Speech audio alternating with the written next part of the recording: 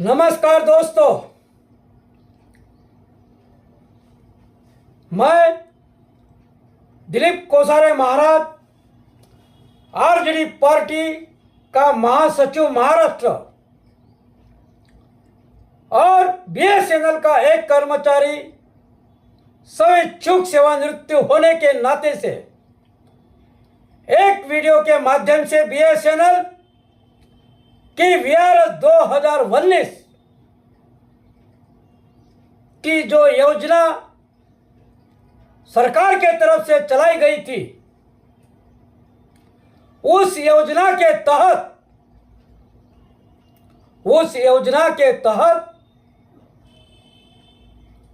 78,569 कर्मचारियों ने रिटायर होने का विकल्प चुना था। क्या चुना था?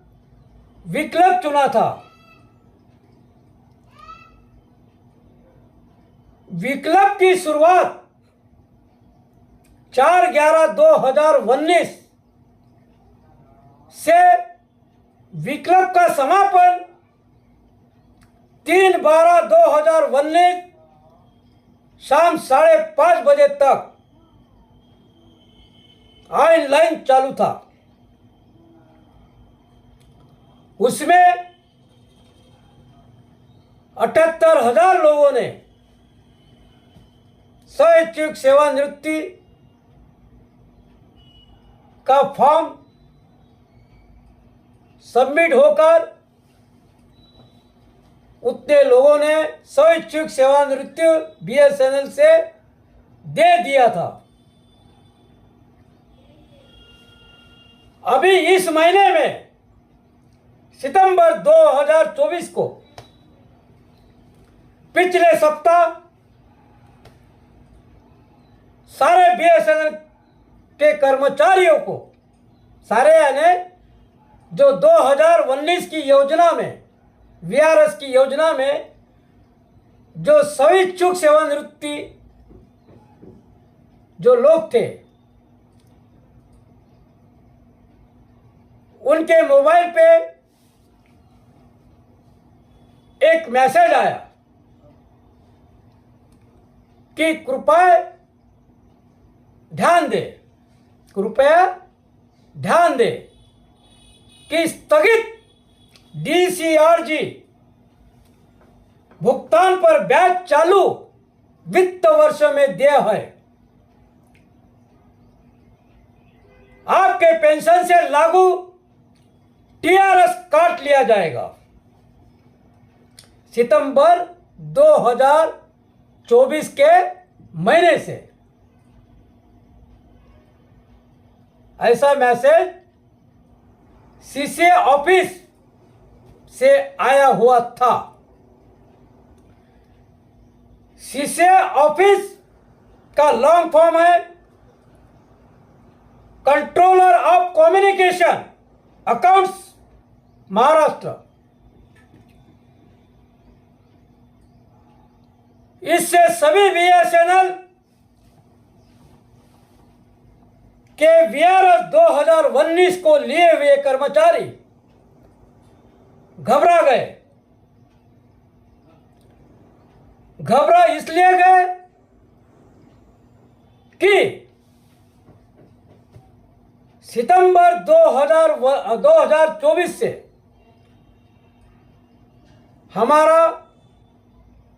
हमारे पेंशन से पैसे टीडीएस के रूप में 6 महीने तक कटौती होगी। ऐसा बीएसएनएल के जो कर्मचारी स्वेच्छुक सेवानिवृत्ति वाले जो लोग हैं, उनमें एक घबराहट यानी अटैक आने वाली जैसी बात हुई कि वो 6 महीने तक जी पाएगा या नहीं जी पाएगा। क्योंकि दुनिया में सबसे बड़ी अगर बीमारी है तो है पैसा। अगर किसी का पैसे के नुकसान की जब बात खबर आती है तो छाती की धड़कन बढ़ जाती है। यह है सीधी सी बात। और सरल भाषा में आपको अगर हम बता दें कि सबसे बड़ा है पैसा। पैसे की जब बात आ जाती है वहां अनेक प्रकार की बीमारी उत्पन्न हो जाती है। तो दोस्तों, तो लोगों का, सभी का यही कहना होगा कि ये त्योहार का महीना में यानी जो पैसे हमें आज मिले ही नहीं, अभी पैसे मिलने वाले हैं। मान लो आज से सितंबर महीने से अगर पकड़ा जाए तो फरवरी 2025 में कम्युनिकेशन और ग्रेजुएटी जो भी है उसको 6 महीना अभी बाकी है। लेकिन सरल सी बात है, बहुत सीधी सिंपल सी बात है।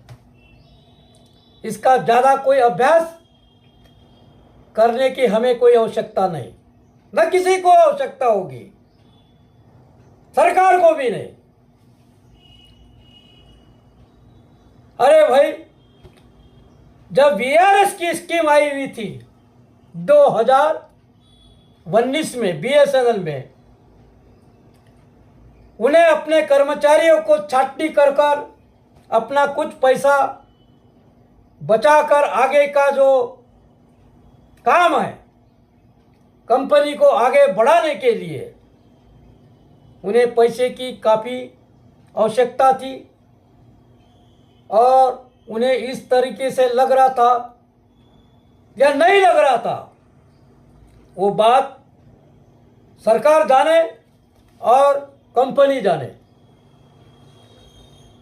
कंपनी में यह कंडीशन थी, वीआरएस में, बीएसएनएल के कंपनी में कर्मचारियों के लिए कंडीशन थी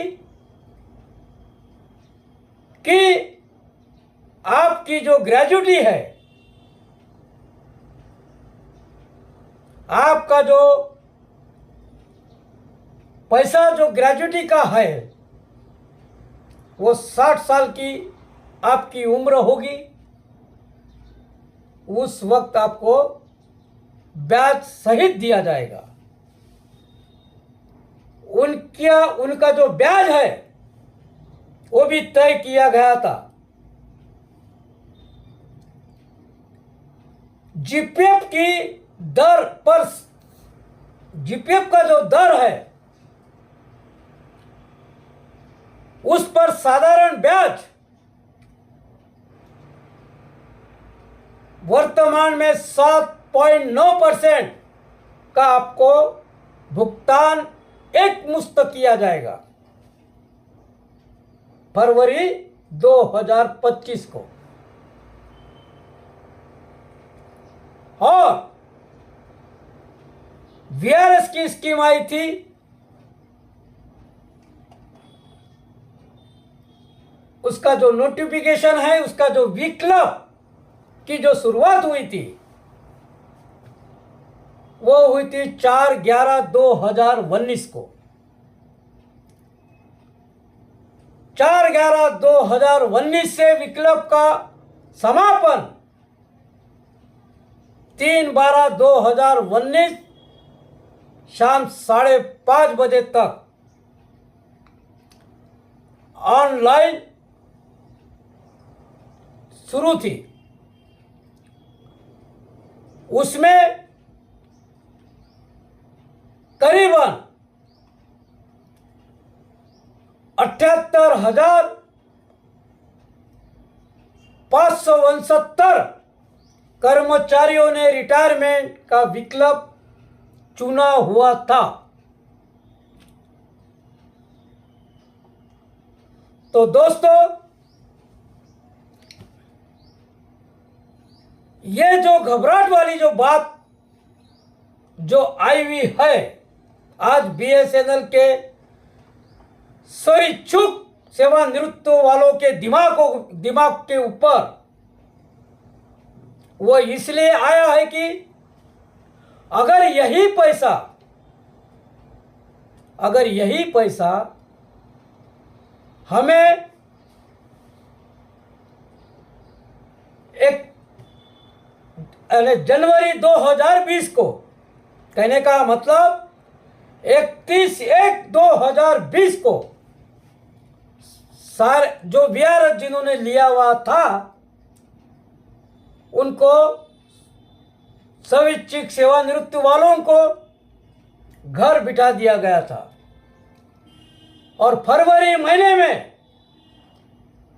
महीने में 2020 को पेंशन लागू कर दी गई थी। और जो पैसा उनको देना था, ग्रेजुएटी कम्युनिकेशन, वो उन्होंने कहा था कि भाई आपको पैसा आपकी 60 वर्ष की आयु प्राप्त होने पर आपको दिया जाएगा, और दिया भी है, काफी लोगों को दिया गया है। लेकिन अभी इसमें दिक्कत की बात यह आ रही है कि जिसकी आयु 50 वर्ष की हो चुकी है, वो कर्मचारी इस स्कीम में आ सकते हैं 50 के ऊपर।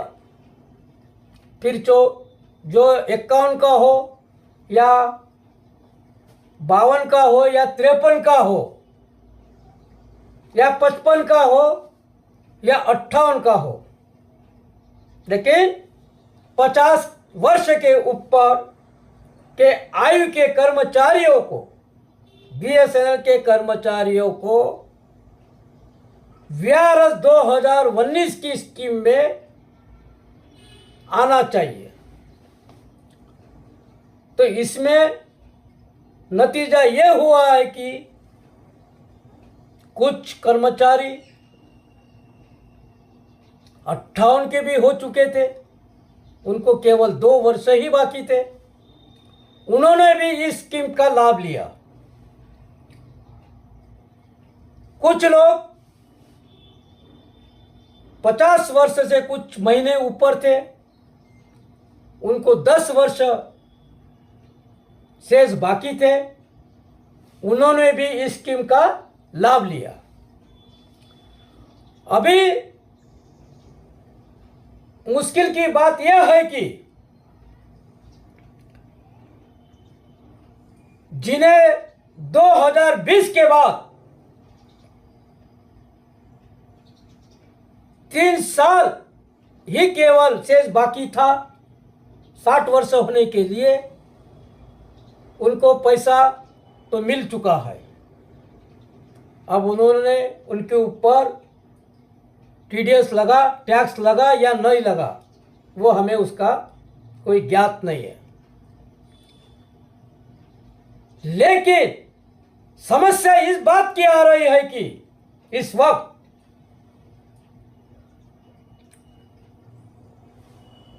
अभी जो चल रहा है महीना सितंबर 2024 से लेकर 1/2/2001 यानी फरवरी 2025 को जिनकी उम्र अगर 59 वर्ष की भी अगर हो जाए या 70 वर्ष की भी अगर हो जाए, यानी 60 वर्ष के तो ऊपर वालों को पैसा देना नहीं है। कहने का मेरा तात्पर्य यह है कि फरवरी 2025 तक 59 वर्ष की जिसकी आयु कर्मचारियों के लिए अगर हो जाती है तो भी उनको इसका लाभ पूरा मिलेगा। उसकी जो ग्रेजुटी है वो उसका पैसा एक मुश्त दिया जाएगा, वो भी 7.9% के साथ में एक मुश्त। आपको जो ब्याज बीएसएनएल कर्मचारी स्वैच्छिक सेवानिवृत्त वाले जो लोग थे उनको पॉलिसी में यह बताया गया था कि जो ब्याज की दर है जीपीएफ दर पर वर्तमान में 7.9% का भुगतान आपको किया जाएगा। यहां तक बात ठीक है, बात ठीक है, कोई गलत नहीं। तो मान लो किसी ने 50 वर्ष, अगर किसी कर्मचारियों का उम्र 50 वर्षों से थोड़ा ज़्यादा हो गई थी, उन्होंने स्वैच्छिक सेवानिवृत्ति ले लिया था, तो उनको तो करीबन 10 वर्ष शेष बाकी थे। अभी 2025 यानी फरवरी के महीने में, वर्ष में, वो 60 वर्ष का होता ही नहीं, तो भी सारे लोगों का पैसा इसी महीने में, इसी वर्ष में भुगतान करके उसका निपटारा कंपनी करने जा रही है, सरकार करने जा रही है। ये स्कीम में लागू पहले से किया गया था, लेकिन ये स्कीम में नहीं था। क्या नहीं था कि 6 महीना पूर्व आपका 6 महीना पूर्व आपका जो ग्रेजुएटी के ऊपर 7.9% सरकार, कंपनी जो भी है वो आपको आपका ब्याज सहित आपको एक मुश्त पैसा 1 फरवरी 2025 को आपको दिया जाएगा। लेकिन जो मैसेज आने से सारे लोगों में घबराहट आने लगी, हृदय फड़फड़ाने लगा, घबराहट और बीमारी का कारण बन गया। उसकी वजह यह है कि उनका कहना जायज है, उनका कहना यह जायज है कि भाई पैसा हमारे अकाउंट में सितंबर महीने में तो आया ही नहीं। अभी तो सितंबर 2024 के महीने से फरवरी 2025, अभी 6 महीने का अंतर है। 6 महीने के अंतर के पूर्व ही हमारे पेंशन में से इनकम टैक्स की कटौती कैसी की जाती है, किस हिसाब से, हमें तो पता ही नहीं कि हमारा पैसा कितना मिलने वाला है और कितना नहीं मिलने वाला है, और मिलने वाला है कि नहीं मिलने वाला है, इसकी क्या गारंटी। अब गारंटी है भी नहीं है। गारंटी तब होती है जब हमारे अकाउंट में पैसा जमा हो, बाद में टीडीएस की बात हो, पहले जमा तो हो। अरे भाई, वो पैसा सरकार ने या बीएसएनएल कंपनी ने, दोनों में से एक किसी ने यूज तो किया है। पैसे का जो व्यापार है तो 5 वर्ष पहले आपने किया है, और इसी कंडीशन को देखते हुए 78,000 लोगों ने वीआरएस लिया हुआ था। इसलिए लिया हुआ था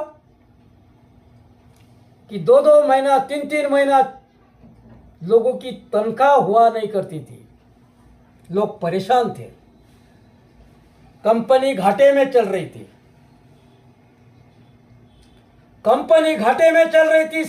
सभी लोगों को दिख रहा था कि कंपनी घाटे में चल रही है। कोई मजाक है? 78,000 लोगों ने वीआरएस के लिए विकल्प चुना था, उसके पीछे कोई कारण और वजह थी। तो दोस्तों, ये जो पैसा उस वक्त अगर कंपनी दे चुकी होती 2020 को, 31 जनवरी 2020 को, या उसके 1 महीना बाद या 2 महीना बाद अगर दिया होता, तो बीएसएनएल के जो कर्मचारी थे उन्होंने अपना कोई म्यूचुअल फंड में या अपने बैंकों में फिक्स डिपॉजिट करके रखा हुआ होता, तो उसका ब्याज के दरें बढ़ती पे आज होता, या किसी चीज को खरीदने में लगा दिया होता, प्लाटों में, या बच्चों के पढ़ाइयों में, या किसी बच्चों के शादी ब्याह में, कहीं ना कहीं पैसा उसका यूज किया हुआ होता। अभी मैसेज में यह बताया जा रहा है कि आपके पेंशन से टीडीएस काटा जाएगा। ये कोई बात है? ये कोई सही बात है या गलत बात है? आज हम सब इंसानियत के नाते से अगर देखा जाए तो ये क्या कोई जायज है? ये जायज नहीं है। तो दोस्तों, जो जायज है वो जायज है, जो गलत है वो गलत है, जो सही है वो सही है। अरे भाई, जिसकी तनख्वाह मान लो, जब कर्मचारी या अधिकारी जो भी हो, जब वो ड्यूटी पर काम करता है, तब मान लो उसकी 50,000 की तनख्वाह होती है, 60,000 की तनख्वाह होती है।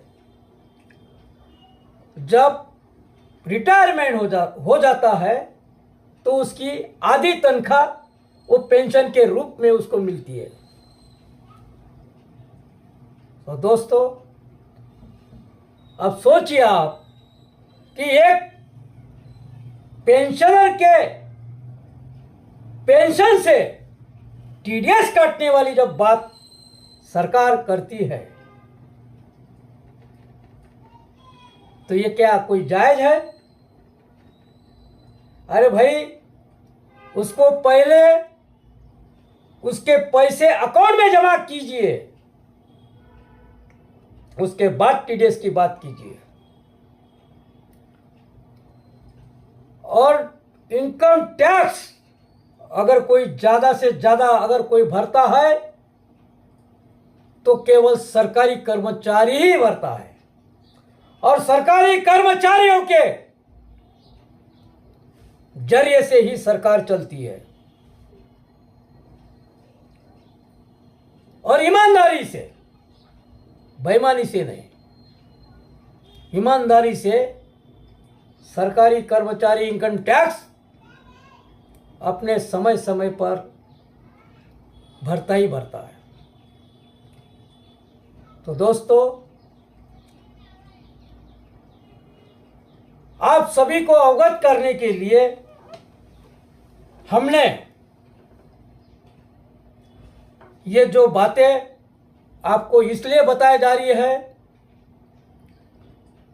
कि हम controller of communication accounts Maharashtra को ईमेल तो करेंगे ही करेंगे पत्र द्वारा, और दिल्ली में भी एक पत्र भेजा जाएगा, सारे महाराष्ट्र में पत्र भेजा जाएगा, ऑल ओवर इंडिया, क्योंकि हमारी जो फायदे और नुकसान वाली जब बात आती है तो इसमें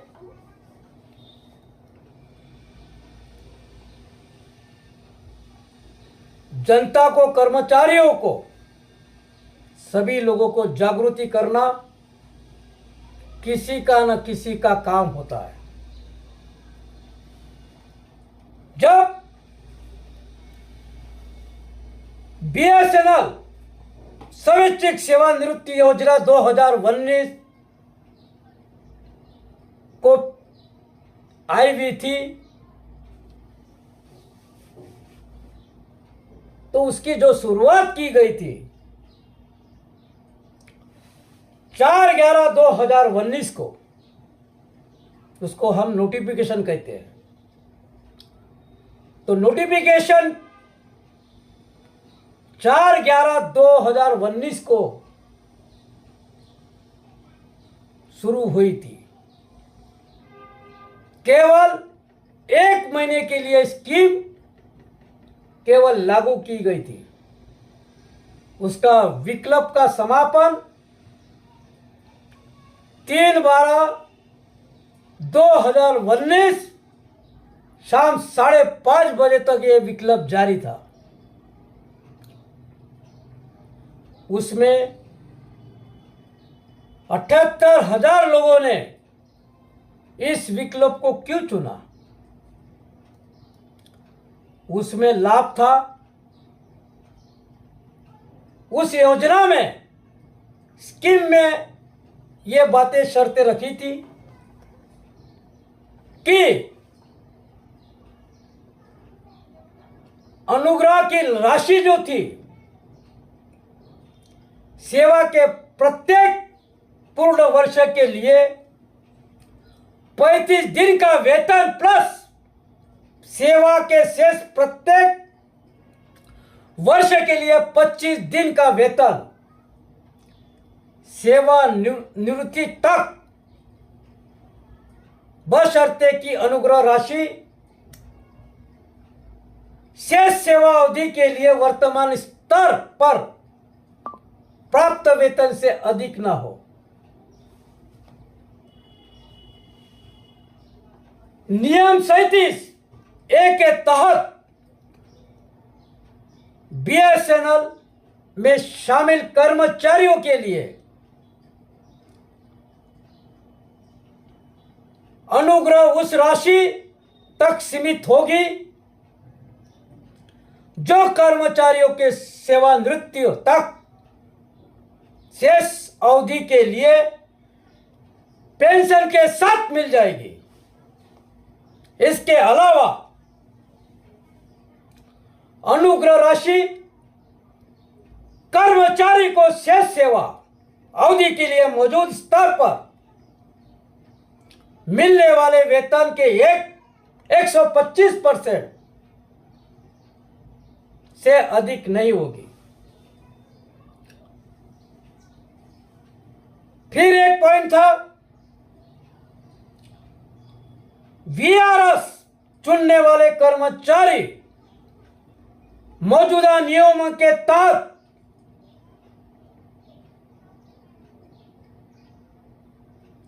लाभों के हकदार हैं।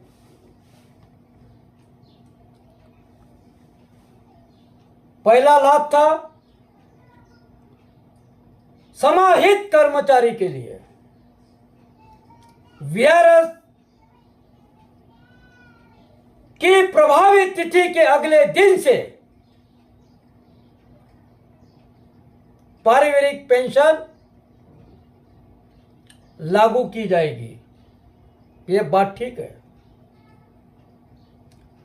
31/1/2020 को 31/1/2020 को 78,500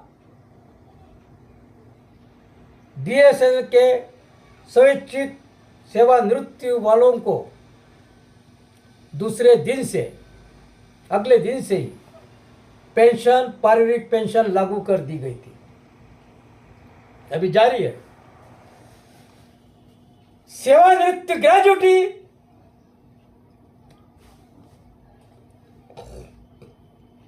59 वर्ष से अधिक आयु के कर्मचारियों के लिए 60 वर्ष की आयु प्राप्त करने की तिथि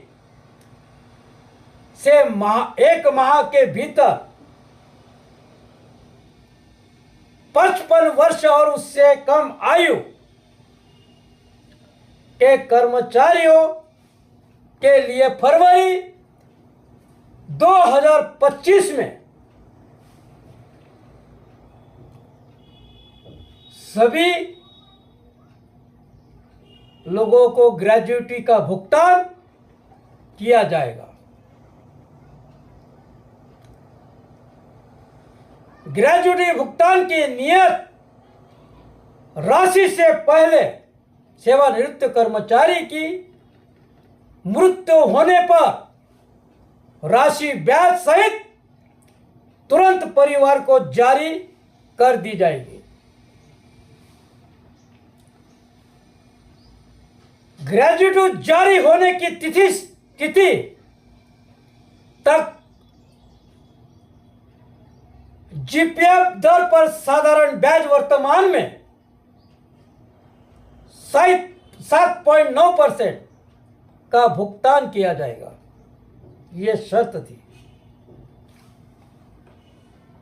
बीएसएनएल भर्ती कर्मचारियों और नियम 37 के तहत नियुक्त कर्मचारियों को ग्रेजुटी का भुगतान बिना किसी देरी से किया जाएगा। ये भी बात ठीक है।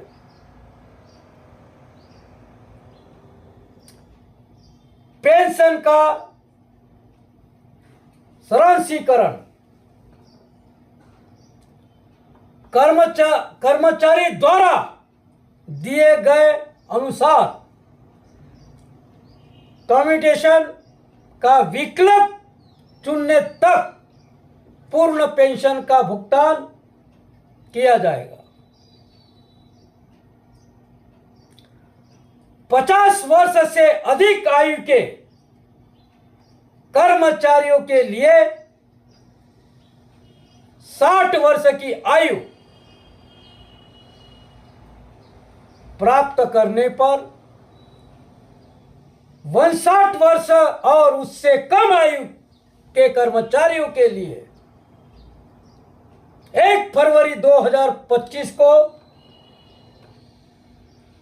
सारी ग्रेजुटी का पैसा सभी स्वैच्छिक सेवानिवृत्त वालों को दिया जाएगा। ऐसा सरकार और बीएसएनएल का कंपनी का कहना है। तो इस योजना में करीबन बीएसएनएल के करीब 78,569 कर्मचारियों ने रिटायरमेंट होने का विकल्प चुना था और चुन लिया है। इस योजना से बीएसएनएल के वेतन में करीब 7,000 करोड़ रुपए की बचत हुई थी।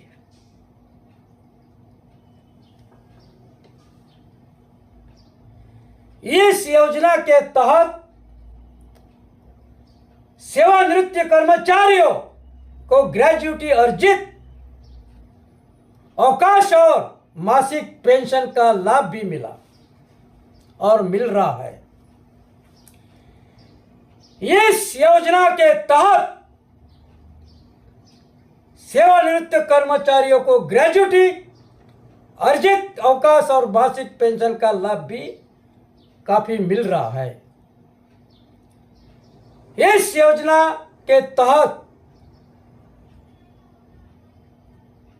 53.5 वर्ष से ज्यादा उम्र के कर्मचारियों को उनके वेतन का 125% मिला था। तो दोस्तों,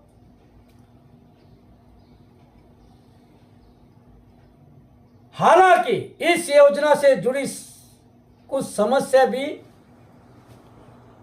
सामने आ रही है। वो समस्या यह है कि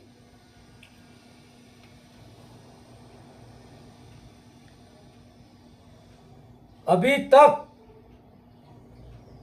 सारे कंपनियों को 7वां वेतन मिल चुका है, जिसे हमें हमारे बीएसएनएल की भाषा में, जिसको थर्ड पीआरसी के नाम से बताया जाता है, बाकी के डिपार्टमेंट में 7वां वेतन कहते हैं और हमारे बीएसएनएल के भाषा में थर्ड पीआरसी कहते हैं। जो भी है XYZ, वो अभी तक क्यों नहीं मिला, उसकी क्या वजह है? इसके लिए कोई सरकार या कोई कंपनी इसको बता नहीं पा रही। अभी सोचिए, 2017 से अभी 2025 लग रहा है, इसका कोई ठाव ठिकाना नहीं है। कई लोगों के प्रमोशन भी नहीं हुए, इसका भी कोई ठाव ठिकाना नहीं हुआ। सब बातें बरोबर है, सब अपने अपने जगह पर, सही जगह पर है। अभी सोचिए, अभी 6 महीना आज से बाकी है और बातें चल रही है इनकम टैक्स की। तो कहां तक ये जाएगा? इनकम टैक्स कहा जा रहा है, कहीं नहीं रहता, लेकिन पेंशन से कटौती की जब बात आ रही है तो ये जायज नहीं है, ये धोखा है, ये सरासरी धोखा है। अरे भाई, पेंशन जब ड्यूटी किसी की चालू रहती है और तब ये बातें टीडीएस की जब आती है, तभी तो घबराहट छूट जाती है। कई लोग तो हार्ट फेल हो जाते हैं, ऐसे उकड़ जाते हैं, उसको मारने की कोई जरूरत नहीं, न वो कोई बीमारी से है, न कोई एक्सीडेंट से मरता है। लेकिन जब पैसे की बात आती है, जहां पैसे की कटौती की बात आती है सरकार के तरफ से, तो ऐसा लगता कि बड़ा सर पे कोई किसी ने पत्थर मारा, किसी ने छाती पर पत्थर मारा। यह ऐसी सरासरी एक बहुत बड़ी हत्या है, विचारों की हत्या, सोच की हत्या। ये सारे जायज सी बात है। अभी दशहरा का महीना आ रहा है, दिवाली का महीना आ रहा है, लोगों के शादी ब्याह का महीना आ रहा है, खर्चे ही खर्चे, खर्चे ही खर्चे हैं। और इसमें सरकार बोलती है कि आपका हम पेंशन से पैसा की कटौती करेंगे 6 महीना, बाद में फिर आपके अकाउंट में बचा कुचा जो पैसा है पहले हम निचोड़ लेंगे, हमारी खुद की सरकार चलाएंगे, बाद में आप अपना परिवार चलाओ या न चलाओ, ऐसे उसके पूर्व मर जाओ, 2025 के पहले चलेगा। ये कहाँ का नियम है? ये कैसा नियम है? ये किसने बनाए हुए नियम है? ये कोई नियम होते हैं इस प्रकार? ये कोई नियम नहीं भाई। पहले पैसे अकाउंट में जमा कीजिए, इसी महीने में कीजिए, मत करो 2025 में। 6 महीना पूर्व कीजिए, क्या फर्क पड़ता है? वो नहीं होगा। नहीं, 6 महीना पूर्व हम तुम्हारा टीडीएस काटेंगे। क्यों काटेंगे भाई? क्यों काटेंगे? पहले जमा कीजिए, उसके बाद काटिए, लगे तो बल्कि काट के दीजिए, चलेगा। आप काट के दीजिए ना, 2025 में आप काट के दीजिए। नहीं चिल्लाता कोई, क्यों चिल्लाएगा? चिल्लाने की क्या आवश्यकता है? लेकिन अभी तो चिल्लाएंगे ना, अभी तो चिल्लाने वाली बात है ना, क्योंकि 6 महीना पहले आप बिना सोचे समझे पैसे की कटौती की जब बात कर रहे हैं तो लोग तो ऐसे ही मर जाएंगे। मारने की कोई जरूरत नहीं, ना गोली से, ना बंदूक से, ना किसी चीज से, हार्ट अटैक से ही मर जाएंगे, अटैक से। ये जायज सी बात है। तो कृपया हमारी controller of communication account Maharashtra से निवेदन है कि कृपया आप इस पर ध्यान दें और एक मुश्त रकम आप दे, जरूर दे। फरवरी 2025 को ही जो भी आपके नियम के अनुसार इनकम टैक्स जितना काटना है, जितना आपके नियम के अनुसार काटे, उसके लिए कोई चिल्लाएगा नहीं। जो भी नियम है, कोई सरकार का उल्लंघन नहीं करेगा, न कंपनी का उल्लंघन करेगा, न सरकार के नियमों का कोई उल्लंघन करेगा। लेकिन आज सितंबर 2024 से आप टीडीएस की बात जो कर रहे हैं वो जायज नहीं है, वो नाइंसाफी है, वो जायज नहीं है, वो नाइंसाफी वाली बात है। तो ये मैसेज जो आया है उसी दिन से सारे स्वैच्छिक सेवानिवृत्ति बीएसएनएल के लोगों को अटैक आना चालू हो रहे, फटाफट भर्ती हो रहे हॉस्पिटल में। ये कैसा होगा? कितना पैसा कटेगा? ना कोई उसमें परसेंटेज बताया जा रहा है, ना कुछ कितना पैसा कटेगा। जब काटने वाली बात आती है तो अटैक आता ही आता है। अटैक लाना नहीं पड़ता, उसको कोई मारधाड़ नहीं करना पड़ता। ये सबसे बड़ा एक कोरोना वायरस के मुताबिक एक वायरस है। ये सर के ऊपर एक जम के एक पत्थर मारे समान या सीने पे कोई पत्थर मारे समान ये बात है। तो दोस्तों, ये थी हमारी एक छोटी सी वीडियो। इस माध्यम से आपको हमने अवगत कराने की जो कोशिश की, इसको आपने बड़े ध्यान पूर्वक सुना होगा। तो वीडियो काफी लंबा होते जा रहा है, इसलिए मैं अपने शब्दों को इसी जगह विराम देता हूं। बहुत बड़ी कहानी है ये जो वीडियो है ये काफी बड़ा हो सकता है, इसलिए मैं ज़्यादा कुछ बातें ना करते हुए अपने शब्दों को मैं यही विराम देता हूँ। धन्यवाद दोस्तों, नमस्कार।